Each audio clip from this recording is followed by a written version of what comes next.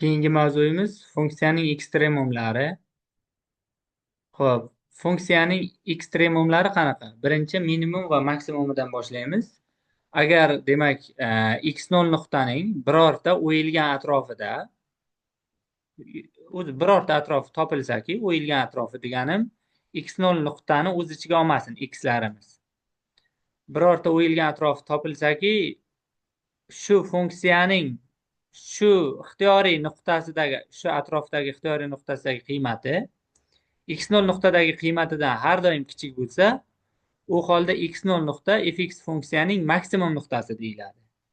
Agar shu yerda ixtiyoriy nuqtasidagi funksiyaning qiymati x0 nuqtadagi qiymatidan katta bo'lsa har doim, u holda bu nuqta funksiyaning minimum nuqtasi deyiladi. x0 nuqta haqida gap ketyapti. Funksiyaning demak minimum va maksimum nuqtalari bitta nom bilan funksiyaning ekstremum nuqtalari deyiladi. Va aynan funksiyaning shu ekstremum nuqtalaridagi qiymatlari esa funksiyaning ekstremumlari deyiladi. Ekstremum nuqtalar va ekstremumlar orasida farq bor. Ekstremum nuqtalar bular x koordinatalari, funksiyaning ekstremumlari esa shu ekstremum nuqtalaridagi qiymatlari ekan, ya'ni y koordinatalarini bildirar ekan. Xo'p, endi ekstremumning mavjud bo'lishining zarurlik sharti bor ekan. Bu qanaqa? Agar fx funksiya x0 nuqtada ekstremumga ega bo'lsa, u holda shu nuqtada funksiyaning hosilasi yoki 0 ga teng bo'ladi yoki mavjud bo'lmaydi. Ya'ni funksiya ekstremumga ega bo'lishini tekshirishimiz uchun yoki 0 bo'lishini tekshirishimiz kerak yoki mavjud bo'lmagan nuqtalarni tekshirsak bo'ladi. Endi fx funksiyani hosilasini 0 ga aylantiradigan nuqtalar yoki hosilaga ega bo'lmagan nuqtalari funksiyaning kritik nuqtalari deb ataladi. Bu yerda faqatgina hosilasini 0 ga aylantiradigan nuqtalarini o'zi statsionar nuqtalar deyiladi. Demak, statsionar bilan kritik nuqtalar orasida farq bor. Statsionar nuqtalar hosilani faqat 0 ga aylantiradigan nuqtalar, kritik nuqtalar esa hosilani 0 ga aylantiradigan va hosilasi mavjud bo'lmagan nuqtalar birgalikda kritik nuqtalar deyiladi. Ya'ni kritik nuqtalarning ichida statsionar nuqtalar ham bo'lishi mumkin. Endi ekstremumning mavjud bo'lishining yetarli sharti bor. Bu qanaqa? Agar fx funksiya x0 nuqtada kritik nuqtaning biror atrofida differensiallanuvchi bo'lib, demak x0 nuqtadan chapdan o'ngga qarab o'tganda ishorani musbatdan manfiyga o'zgartirsa, bu funksiya x0 nuqtada maksimum bo'ladi, nuqta bo'ladi. Ya'ni bu nima degani? X ishorasini, hosila ishorani musbatdan manfiyga o'zgartirdi degani, musbat borayotgandi, o'sib, keyin kamayishni boshladi degani. Ya'ni mana bunaqa nuqtalar bu maksimum nuqtalar. Mana bu yerda max deb yozib qo'yaman. Maksimum nuqtalar. Xo'p, ikkinchi holat, agar x0 nuqtaning atrofida ishorani chapdan o'ngga qarab yurganda manfiydan musbatga o'zgartirsa, manfiy deganimiz kamayuvchi edi, mana bunga o'xshab kamayib kelyotgandi. Keyin musbatga o'zgartirib o'suvchi bo'lib ketdi. Bu holatda funksiyaning bu nuqtasi minimum nuqtasi bo'lar ekan. Minimum nuqta bo'ladi. Agar xo'p, ishora o'zgarmasa, ya'ni musbat bu yoqda ham musbat bo'lib qolishi yoki ikki tomonida ham manfiy bo'lib qolsa x0 nuqtani, u holda x0 nuqta funksiyaning ekstremum nuqtasi bo'lmaydi. Mana bu yerda shunga doir misol tushuntirib berilgan. Xo'p, funksiya berilgan, ko'p ildizda x ning kvadrati minus x taqsim 3 funksiyaning ekstremumlarini topish kerak. Demak, birinchi qilinadigan ish aniqlanish soha. Aniqlanish sohasi barcha haqiqiy sonlar to'plami. Bunda muammo yo'q. Agar aniqlanish sohaga e'tibor bermasak, mana bu joyda o'tadi, mana bu joyda kamayadi, mana bu nuqta ekstremum deb aytayotgan vaqtimizda qaysidir joyda funksiya aniqlanmay qolishi mumkin. Shuning uchun birinchi aniqlanish sohasiga qarab ketishimiz shart. Demak, birinchi hosilani topamiz. Hosilani topganda ko'p ildizda x ning kvadratidan hosila olishda x ning darajasida 2 taqsim 3 daraja deb yozib olib, darajali funksiyani hosilasidan foydalanishimiz mumkin. Keyingisi albatta x taqsim 3, bu maxraj son bo'lgani uchun o'zi turadi. X ni o'zidan hosil olib qo'yiladi 1 taqsim 3. yoki hop, soddalashtirib, ya'ni umumiy maxraj berib mana bu holatga olib kelish mumkin. Endi birinchidan x barobar 0 nuqtada hosilasi mavjud emas. Nega? Chunki hosilada maxrajida, demak, kubulizda x qatnashib qoldi. Demak, 0 nuqtani olsak, hosilasi mavjud emas. Ikkinchidan, agar 8 nuqtani olsak, suratidan olyapmiz. Surati 0 ga aylanadi.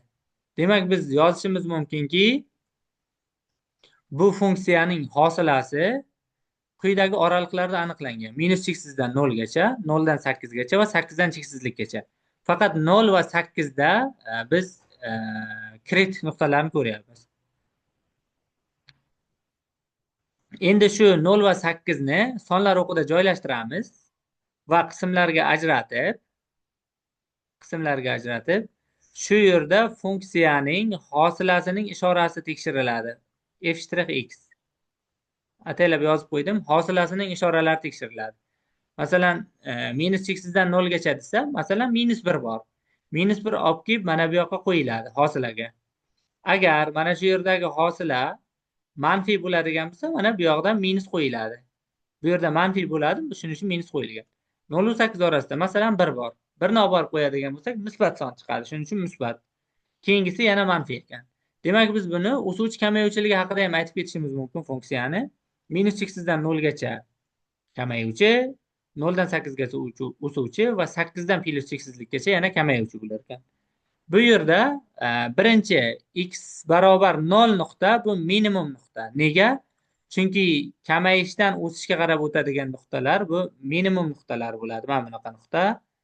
Xo'p, agar bu nuqtada ishora chapdan o'ngga qarab yurganda plyusdan minusga o'tsa, bu o'sishdan kamayishga o'tayotgani uchun bu maksimum nuqta bo'ladi. Demak, x0 x1 barobar 0 minimum nuqta, x2 barobar 8 maksimum nuqta. Va minimumini topadigan bo'lsak, shu 0 nuqtani funksiyani o'ziga olib borib qo'yamiz. Boshidagi funksiyaga, hosilasiga emas. 0 dagi qiymati 0 ekan, shuning uchun bu minimum qiymati 0. Funksiyaning minimumi 0. Va keyingisi maksimum nuqtani agar funksiyani o'ziga olib borib qo'yadigan bo'lsak, 4/3 chiqar ekan, bu funksiyaning maksimumi deyiladi. Maksimum nuqtasi emas. Maksimum nuqta 8, funksiyaning maksimumi 4/3 ga teng. Xo'p, endi funksiyani qanaqadir AB kesmada uzluksiz fx funksiyani eng katta va eng kichik qiymatlarini topishimiz mumkin ekan. Bunda shu kesmadagi funksiyaning kritik nuqtalaridagi qiymatini va kesmaning chetki nuqtalaridagi qiymatini tekshirib ko'rishimiz kerak. Shu funksiyaning kritik nuqtalaridagi va kesma chetidagi nuqtalardagi qiymatlarining orasidan eng kattasi va eng kichigi tanlab olinadi. O'sha eng katta son funksiyani AB kesmadagi eng katta qiymati, eng kichigi esa funksiyaning AB kesmadagi eng kichik qiymati bo'ladi. Bunga doir ham misol berilgan. Mana bu yerda y barobar x ning kubi minus 3x funksiyaning 0 va 2 kesmadagi eng katta va eng kichik qiymatini toping degan. Demak, birinchi qiladigan ishimiz kritik nuqtalarni topish. Hosila olib 0 ga tenglashtiramiz. Hosil olib 0 ga tenglashtirsak, 3x kvadrat minus 3 barobar 0. Shunda 3x kvadrat barobar 3 desak, ikki tomondan uchlarni qisqartirib olsak, x kvadrat barobar 1. Kvadrat 1 ga teng bo'lgan son yoki minus 1 yoki 1 ga teng. Bu kritik nuqtalardan 0 va 2 ga tegishli bo'lganlar tanlab olinadi. Bu yerda minus 1 ni ola olmaymiz. Sababi minus 1 mana bu ichida yo'q. Mana chizib qo'yaman ustida. Lekin 1 ni olamiz. Sababi 0, 1 0 va 2 oralig'ida bor. Endi funksiyaning bir nuqtadagi va kesmaning uchi deganimda 0 va 2 nuqtalaridagi qiymatlarini tekshiramiz. Ya'ni birinchidan mana bu bir nuqtadagi qiymati tekshiriladi. Ikkinchidan mana bu yerdagi qiymatlari olib kelib bu yoqqa tekshiriladi. 0 nuqtadagi va 2 nuqtadagi. Shu yerda shu topilgan sonlardan eng kichigi -2. Demak, eng kichik qiymati -2 va bularning ichida eng kattasi 2 ga teng bo'lgani uchun funksiyaning shu kesmadagi eng katta qiymati bu 2 ga teng ekan. Demak, mana shu holatda bu kesmadagi eng katta va eng kichik qiymatlarni topishimiz mumkin. Va mana bu yerda talabalar uchun uyga vazifa uchun misollar bor. Uyda ishlab qo'yishlaringiz mumkin.